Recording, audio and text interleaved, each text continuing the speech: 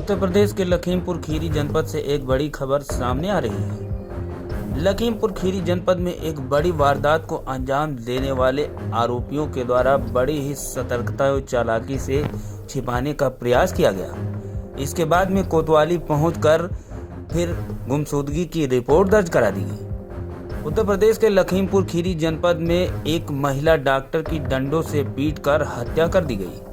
आरोपियों ने उसके शव को गढ़ मुक्तेश्वर ले जाकर अंतिम संस्कार कर दिया। पति ने कोतवाली आकर उसकी गुमशुदगी दर्ज करा दी। पुलिस की जांच में सामने आया है कि पति ने अपने पिता के साथ मिलकर उसकी हत्या की है। पुलिस ने हत्या का केस दर्ज कर दोनों को गिरफ्तार कर लिया। थाना ईशान नगर क्षेत्र के गांव रायपुर निवासी शिवराज शुक्ला डीएम गोंडा के ओएसडी हैं। उनकी बेटी वंदना शुक्ला बीए एमएस थी। वर्ष 2014 में उसकी शादी लखीमपुर शहर के मोहल्ला बहादुर नगर निवासी अभिषेक दीक्षित के साथ हुई थी। अभिषेक बीए एमएस डॉक्टर है। दोनों ने सीतापुर रोड पर गौरी नाम से हॉस्पिटल बनवाया और उसी में प्रैक्टिस करते थे। धीरे धीरे उनके बीच विवाद शुरू हो गया। वंदना चहलमपुर के निवासी लक्ष्मी नारायण हॉस्पिटल में प्रैक्टिस करने लगी। उनके बीच मारपीट होती थी। सीओ सिटी संदीप सिंह ने बताया है कि 26 नवंबर को पति अभिषेक और उसके पिता गौरीशंकर अवस्थी ने वंदना को घर पर डंडों से पीटा। उसमें उसकी मौत हो गई। दोनों ने वंदना के शव को बक्से में बंद कर दिया। देर रात रेलवे से एक पिकअप करा ली और उसमें वंदना का शव एम्बुलेंस में पहुंचाकर हॉस्पिटल गए। सुबह एक एम्बुलेंस किराए पर ली। इसके बाद शव को गढ़ मुक्तेश्वर ले गए। वहां 1300 की पर्ची कटवाई और शव का अंतिम संस्कार कर दिया।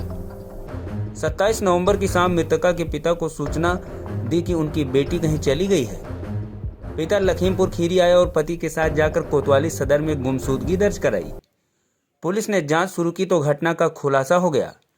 पुलिस ने दोनों को गिरफ्तार कर लिया। उनसे पूछताछ की गई तो आरोपियों ने अपना जुर्म कबूल कर लिया है, जिसमें पति और ससुर के द्वारा मारकर इसके बाद में ले जाकर गढ़ मुक्तेश्वर में शव का अंतिम संस्कार किया था। पुलिस ने इसका खुलासा किया तो माता पिता के जमीन तले पैर खिसक गए। पुलिस ने दोनों आरोपियों को जेल भेज दिया है।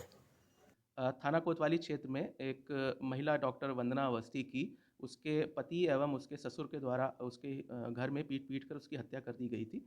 तत्पश्चात उन लोगों ने एक बक्से में उसकी डेड बॉडी को ले जाकर पास में ही जो उनका चिकित्सालय है, नर्सिंग होम है, वहाँ पर वो ले गए। वहाँ पे उन्होंने एक एम्बुलेंस को बुलाया और एम्बुलेंस में उसकी बॉडी को शिफ्ट करके गढ़ मुक्तेश्वर ले जाकर वहाँ पर उसका अंतिम संस्कार किया।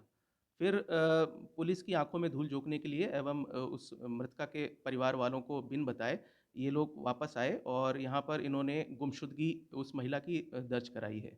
उस गुमशुदगी की जब जांच की गई तो सारे तथ्य पुलिस के सामने आए। बहुत ही तत्परता से और गहनता से पुलिस ने इसमें जांच की गई तो ये पता चला कि आपसी विवाद होने के कारण उस डॉक्टर दंपति का आपस में विवाद हुआ था, जिस समय उस मृतक महिला के ससुर भी मौजूद थे। तो दोनों लोगों से उसकी मारपीट हुई जिसमें उसकी मृत्यु हो गई।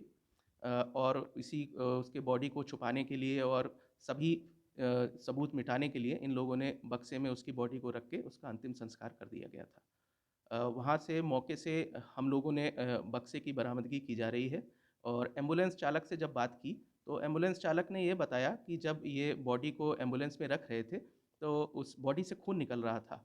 तो एम्बुलेंस चालक को इन पर शक हुआ और एम्बुलेंस चालक ने इनसे पूछा कि ये इसकी मृत्यु कैसे हुई है, इसका पोस्टमार्टम क्यों नहीं कराया गया है। तो उन्होंने इसको गोलमोल जवाब देते हुए बताया कि स्कूटी से इनकी बहू का एक्सीडेंट हो गया था, स्कूटी से जा रही थी तो इस कारण से इनकी मृत्यु हुई है। एम्बुलेंस चालक को फिर भी इन पे शक हुआ तो जब हम लोगों ने एम्बुलेंस चालक से पूरी पूछताछ की तो उसने सारी ये फैक्ट्स बताए और गढ़ मुक्तेश्वर में जहाँ अंतिम संस्कार किया गया है वहाँ पर भी उस एम्बुलेंस के नंबर की एंट्री वहाँ पर रिकॉर्ड्स में है और फोटोग्राफ भी हमको प्राप्त हुई है जिसमें उस महिला के अंतिम संस्कार से पहले इनके साथ फ़ोटो वहाँ पर खींचने का प्रावधान है। तो वो फोटोग्राफ भी हमें मिली है।